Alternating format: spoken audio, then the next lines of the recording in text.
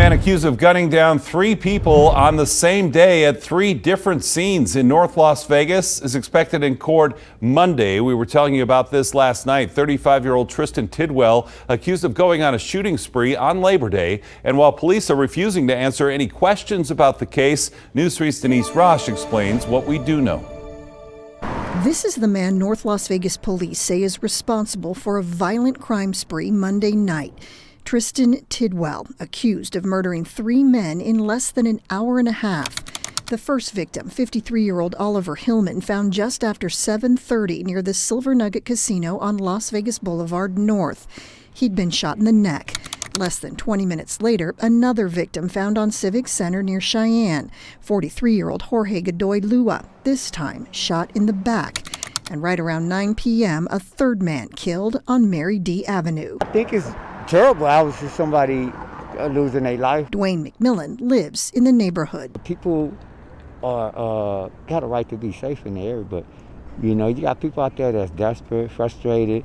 Times are hard right now. This is where Tidwell was arrested early Tuesday morning, sitting on this power box about a half a mile away from the third and final shooting.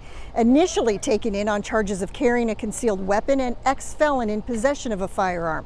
Police would later add 3 counts of open murder. According to his arrest report, Tidwell is listed as transient, no known address.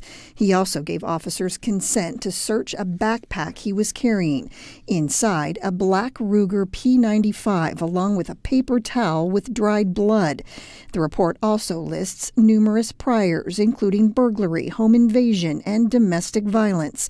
Despite numerous attempts by News 3, no one from the North Las Vegas Police Department would comment on the case, including whether the shootings were targeted or random. As for McMillan, a little help, a quarter, a nickel or something, buy somebody a soda on a hot day, might prevent something like that. He feels perfectly safe walking these streets, but is relieved to know the man accused of murdering 3 people is not. First at 10 in our starting lineup, Lauren Clark joins us live with her biggest frustrations. Well, the players at Foothill High School just tell me they love playing football. But this week, the Friday night lights are going to go dark as both varsity and junior varsity games are canceled. Let us play. It's not fair for us. Let us play. Every game is super important. Let us play. We feel they should be able to play. Dozens of parents, football players, and coaches calling foul on district COVID protocols. There's absolutely no plan, and there's absolutely no organization. After both the JV and varsity games were canceled.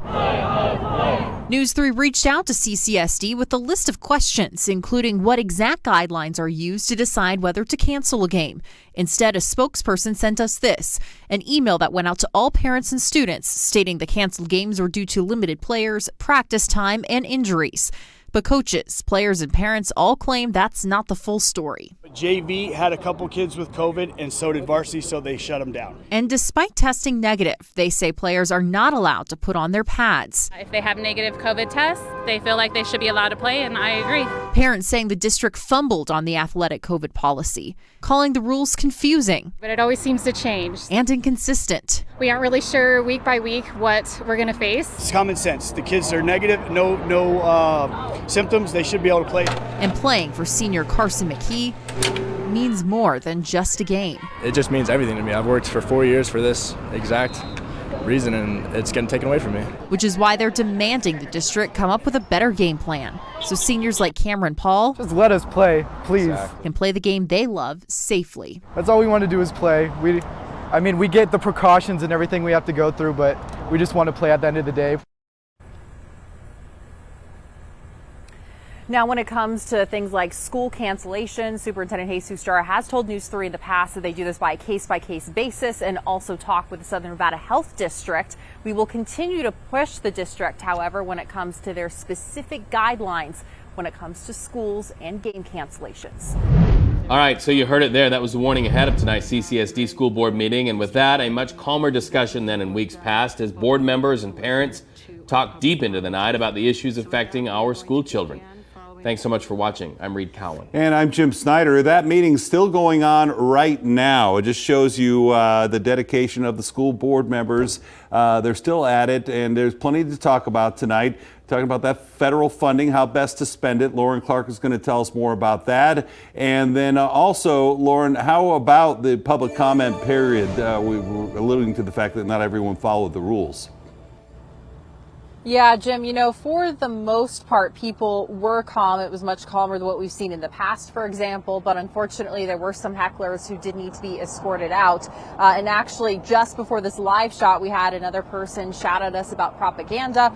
Earlier today, right in front of our cameras as we were getting ready, we had a woman screaming at police officers, then me and my photographer as well.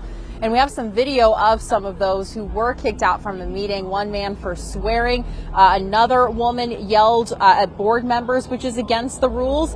And we saw one man who was yelling there at the school board. Our cameras actually captured him being detained by police. Another group got kicked out for talking. We filmed one woman screaming at those officers as she was being led away. And tonight, the board's main purpose was reviewing the Focus on Future for Kids plan amongst all of this, a plan on how the district will spend $777.8 million. So a lot of money on how they're going to spend the Federal American Rescue Plan dollars. Now, this money must be spent to help keep schools safe with COVID and to address pandemic learning loss.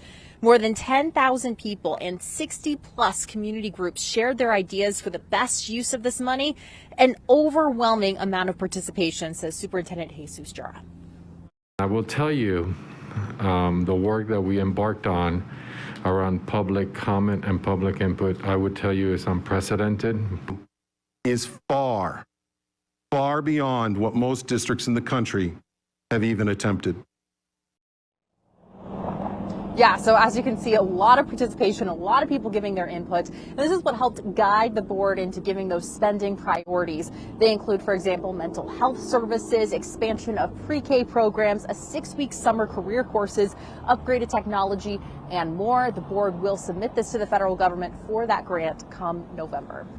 Hi, everybody. I'm Reed Cowan from News 3 Las Vegas. We want to thank you for checking out our YouTube channel. Remember, you can always see more of our videos by clicking on the video links. And also don't forget to click that subscribe button so that you don't miss out on any of our YouTube updates. Thanks for watching.